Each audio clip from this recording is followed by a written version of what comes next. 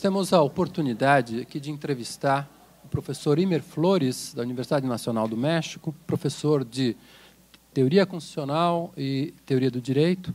E gostaria de passar logo uma pergunta, professor Imer.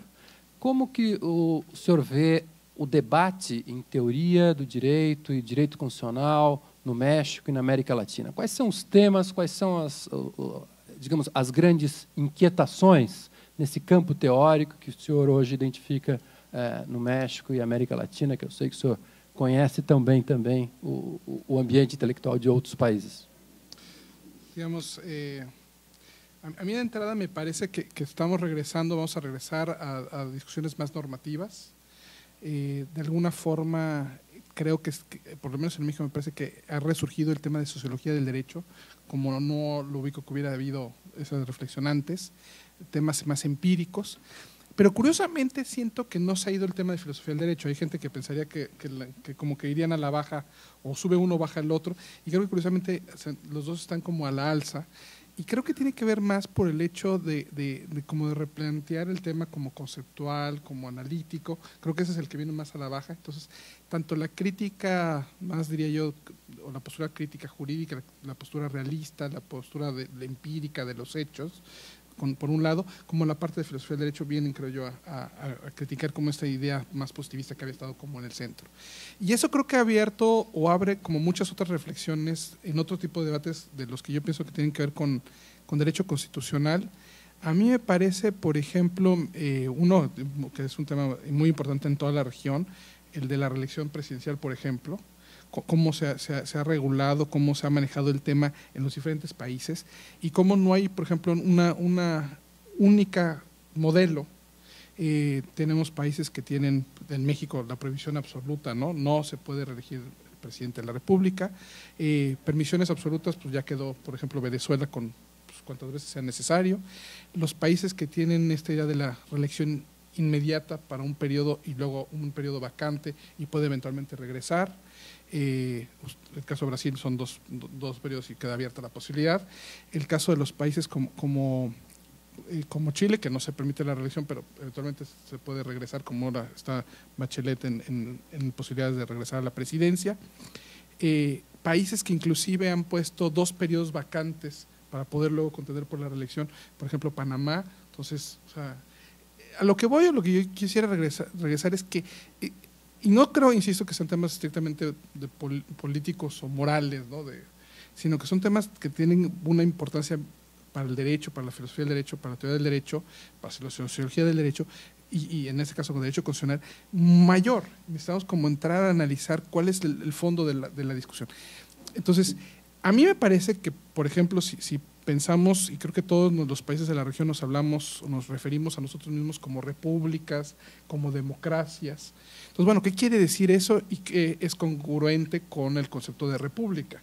Y si república tiene esta noción de cosa pública, del interés de todos en la cosa pública, pues entre otras cosas tiene que ver, creo yo, con los cargos públicos, con la rotatividad de los cargos públicos, en lo cual a mí me parece que por más que podamos hablar de elecciones, el hecho de tener una permisión absoluta me parece que es contradictorio con la idea de república. Entonces yo, por ejemplo, creo que hay un principio republicano de la alterabilidad de los cargos, o sea, nos tenemos que alternar o rotar en los cargos públicos, en donde si permitimos que una sola persona se quede, pues ya no estamos cumpliendo con ese principio. Entonces eso me parece que es un ejemplo ahí. Pero igual, si democracia es, o qué quiere decir democracia, pues yo entiendo el gobierno de la mayoría, que es por ejemplo un argumento que escucha uno muchas veces. Democracia es el gobierno de la mayoría y la minoría se tiene que aguantar. No creo que sea eso, es el gobierno tanto de la mayoría como de la minoría, de todo el pueblo, ricos, pobres, hombres, mujeres, y en qué medida nosotros tenemos que entender que las medidas que adoptemos tienen que ser congruentes con eso. Entonces, por ejemplo, en México, y estos son debates como muy recientes de lo que está ahorita en la discusión, no se permitían las candidaturas independientes, las candidaturas de libre postulación. Se ha como empezado a reconocer constitucionalmente la posibilidad de estas candidaturas. Todavía falta como la reglamentación de cómo hacerlas valer, pero a mí en entrada me parece que eso es lo congruente con una democracia. Democracia como gobierno de todos, por el pueblo, para el pueblo, del pueblo, por el pueblo, para el pueblo, o responsable ante el pueblo, todas esas nociones, pues creo que tiene que estar abierto no solamente a que todos tengamos una posibilidad de sufragar, un sufragio universal, sino que también tengamos la posibilidad de que estén abiertas las posibilidades de que yo pueda ser candidato. Entonces, si tengo un sistema que solamente piensa en los partidos políticos como el único medio para acceder, pues no me está sonando como muy democrático porque no está abierto. Entonces, pero esos son algunos de los temas que yo veo en América Latina en general y también en la región, y creo que en el fondo eso refuerza que también nuestros debates van a ser mucho más normativos. Creo que también hay una nota en un nivel diferente de cómo tenemos que empezar a enfocarnos en lo que pasa en cada uno de los países, en estas ideas como de jurisprudencias locales o particulares. ¿Qué es lo que pasa en Brasil? ¿Qué es lo que pasa en Colombia? ¿Qué es lo que pasa en Venezuela? ¿Qué es lo que pasa en México? ¿Cómo está afectando esto a una visión más amplia? Entonces, esa es la otra cosa que por lo general tiendo a ver, que se está dando ese movimiento de, por un lado, de localización, de particularización de los casos concretos, pero también como la visión de conjunto, sin perder como esta noción de visión de conjunto, de comparación, de una idea más general, en donde, regresando a mi ejemplo del presidencialismo, sea cual sea la forma en que lo hemos reglamentado, hemos encontrado que ha habido parámetros más o menos comunes. Permitir de manera inmediata, permitir de manera inmediata, con periodos vacantes, sin periodos vacantes, o sea, y eso creo que dentro de todo te regresa a un nivel de generalidad en donde seguimos viendo cuáles son los principios congruentes, cuáles no son los principios congruentes. Entonces, eso. Gostaria de fazer uma pergunta, fazendo uma ligação com essas questões colocadas agora, que é a seguinte: no Brasil, o trabalho do Hans Kelsen, especialmente o livro Teoria Pura do Direito, e depois os trabalhos posteriores do Norberto Bobbio, de alguma maneira ainda são hoje o que se estuda sobre teoria do direito no Brasil em grande medida, especialmente, se não na pós-graduação em Direito, mas certamente na graduação.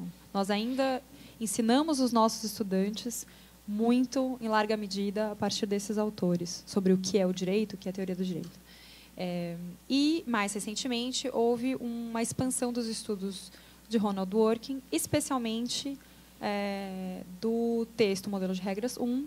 Então, hoje, basicamente, eu diria que o ensino do direito, o ensino da teoria do direito nas graduações em Direito no Brasil, se tanto, se resumem a estudos sobre Hans Kelsen, um pouco de Norberto Bobbio e, talvez, umas pitadas de Ronald Dworkin.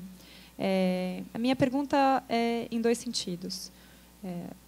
Como é isso no México? Qual é a sua experiência com isso na Universidade Nacional Autônoma do México?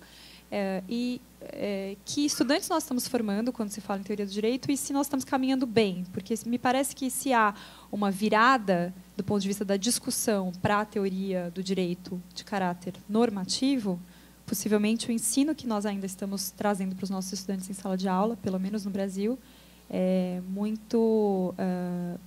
enfim, está muito desconectado do que de fato está se discutindo hoje no debate contemporâneo de teoria do direito.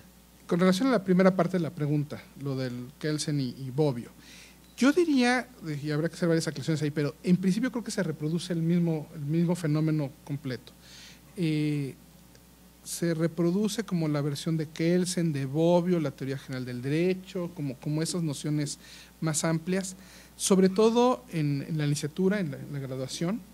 Y en el posgrado, como que queremos traer un debate más contemporáneo, tenemos una materia que se llama Teorías Jurídicas Contemporáneas, y entonces hasta después empezamos a meter Hart, Dworkin y todos los demás autores.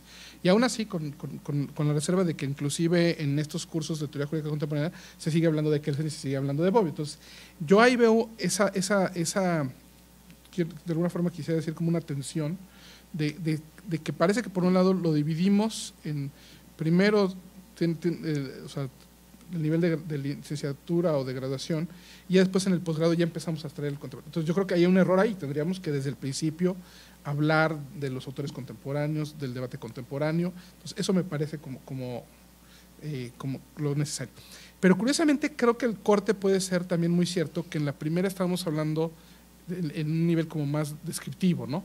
O que quisiéramos hablar en un nivel más descriptivo, estamos formando gente, profesionistas, entonces parece que les tenemos que enseñar el derecho tal cual es, el derecho positivo.